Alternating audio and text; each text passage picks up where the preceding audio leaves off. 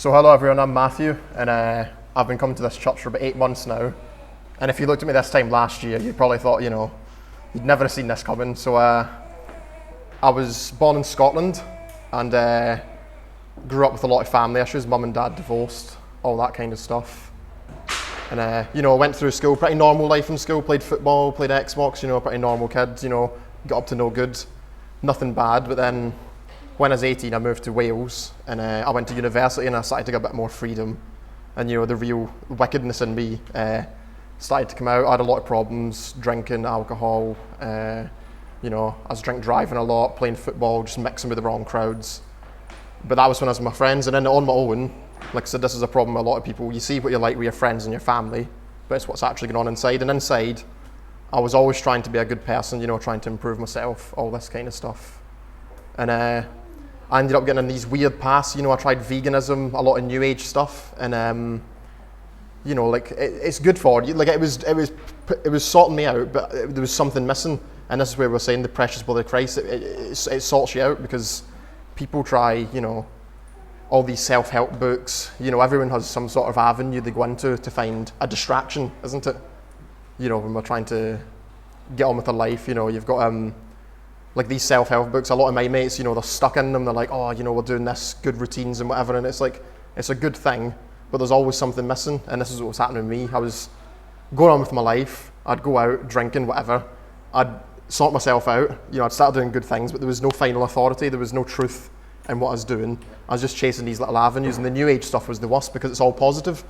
So then I was justifying the things I was doing. It's like, it's okay. You're going to ascend at some point, all this spiritual stuff. And I was just getting lost in it all the time. And then, like I said, I joined the army, and then that was worse. That was worse, because then you're mixing with all sorts of people, and then it's more, there's just loads of young lads stuck together. There was no going out drinking. We're all just locked in this room, and I was just such a horrible person. I was swearing all the time. I was like grabbing people, and it was, and then I've got Lily at home as well. So there was I always had two separate lives going on, and I could never, just piece everything together to live a more, controlled life. And this is where it's just finding the Bible alone was life-changing for me, because I had a final authority.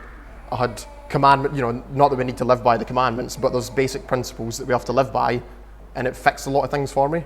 And it was just, it was just so life-changing. And like I said, if you looked at me last year, you would think, what is this guy doing here? And I'd never thought I'd have this opportunity. And I just think, with the, like when I got saved, I was still being an idiot on my army camp. There was lots of stupid stuff going on. And I took a lot of getting used to. I lived in a room with 10 young lads my age. And you can imagine me trying to read my Bible in that room and trying to implement some of the things. I was fighting it a lot. I was like, I'm not doing this, get distracted, forget about it, don't read my Bible, And it took a lot of, discipline and, like I said, a lot of correction and humbling myself to actually, change my personality to be, to serve the Lord. And it's a hard thing. It's a hard thing to do, when you're stuck in the thick of it, So I'll talk about this in my talk later as well. That's more what I'm going to go into, is some of the, techniques to help me become more disciplined. And I don't know whether you're going to cover this in your later talk. What actually led you to the Lord? So, like I said, now I'm a bit more composed. I'll get into it. So, no problem. So I was very new age. There was always some sort of, God out there, and it's really sad because it's such a big deception. These poor people, you go on Instagram or whatever, all these pages, the youngsters, and they're finding out this information like new age stuff. It's just it's waffle. It's really, at the time, it seems really good. It's really positive. It's like, like, don't talk so bad, don't smoke, don't drink. It's good stuff. But then it wasn't getting me anywhere. There was no correction for me, so I wasn't seeing what was wrong with me. And then, like I said, you get stuff out of it, but there's no punishment. There's no there's no correction for what you're doing. And this is the problem. Deep into new age stuff. We've done to the Bible. Like I said, it was just this. It was the truth. I wanted the truth, and I guess eventually I had some incidents that happened, and we had Oscar on the way as well. Yeah. And I knew I had to sort myself out. It was just quite a natural. So why Bible, not Quran? So it was just. What got you the Bible? How did you get a Bible in your hands? Literally, I was on my camp one time, and I was having a hard time, and I was just like, I need to sort this out. And I'd dipped in and out of like some, Christianity at some point, and then I just bought a King James Bible online, and it just came. And then I watched YouTube a lot. That was where I was getting a lot of these idiotic things from. And then Yeah, I watched Robert Breaker come up one time. He was a really good teacher. He taught the core doctrines, and I just watched them once on my camp in Moan, and I was like, just kept watching it and just kept learning, trying. And then it was a long old process of starting to implement it. I think that was around the end of September last year, and it took me until about December until I emailed you, because I found this church on a directory from Dr. Jean Kim, and it took a lot of guts to email, and then eventually I just drove here after Christmas to see what it's all about, and it was very nervous. It was very, lots of change. Yeah. And you enjoyed it? Yeah, and it's been brilliant. Like I said, it's been life changing. Like I said, I've changed so much. And it's been for the better, not in my career as well. I'm more organised, more. Hold on a second, we just want to clarify that. Has it been for the better, Lily? Yeah. No, that's okay. That's okay. We're just checking, yeah? Yeah. That's excellent. So, yeah, that's what I'm saying. I was very uptight, and like I said, with this new age stuff, it was just scary. They were telling you to like do sun gazing and stuff like that. So I used to sit in my back garden staring at the sun and stuff like that. Just create. There's loads of weird stuff that these like false teachers would have you doing, but like at the time this was why like the internet as well is dangerous, isn't it? People get there in these avenues, and then it's scary stuff. 3 questions. I'll take 3 questions from Matt. Anybody got a question for him? That is Testament. Yep. When were you born again? When were you born again? Yeah, so I don't have an exact time because I've repented so many times. That's the thing. So, but like I'd say about middle of September, probably last year. Yeah. Last year. Excellent. Say again? Where were you? In my room. So this is the thing. So when I first got saved, I'd read in front of my mates, and I'd have my Bible out, and then I literally used to lie under my covers at night time, and I'd just pray and try and sort myself out, and it was a lot of lots of repent. Yeah. Another question. Lana. What do your army buddies think of you now? Well, this is where it's a bit weird because of what I used to be like. Like, I've always had a lot of respect for them because I was quite like a scary person to them, and then I guess now I'm just calmer.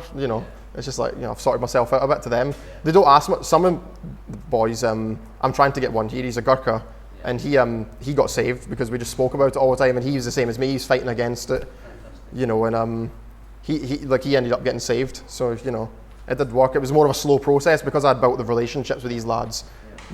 When I first got them saved, they were all poking fun or whatever, but it was nothing that I couldn't deal with it. So yeah. Excellent. You had a question?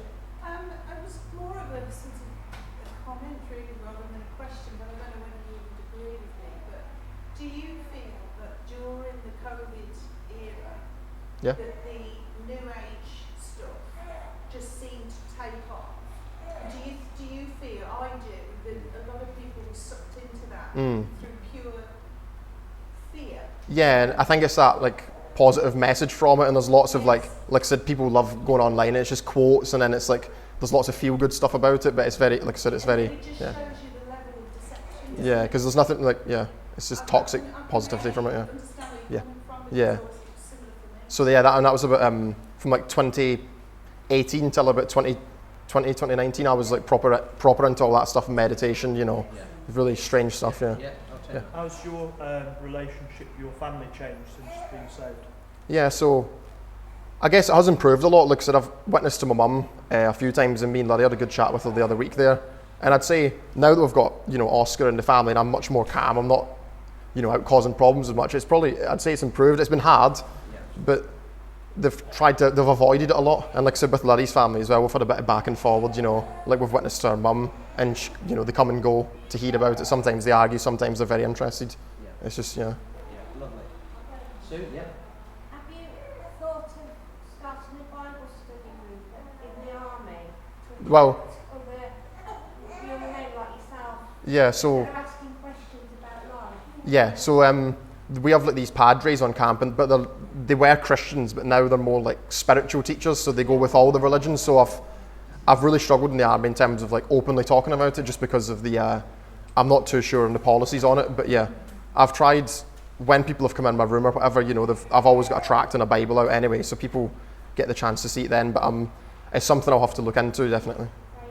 Yeah, it's something we'll look into. And I've spoke to a few in my last camp as well, and one was a Baptist, and like I said, but they were talking about Catholic saints, and I was really confused what was going on there. But it's something at my rank in the army, I can't really I need to be careful with that. Yeah. I understand. Yeah. That's excellent. Well, we'll talk more afterwards, but it's a great testimony. Thanks for that, Matt. Appreciate that.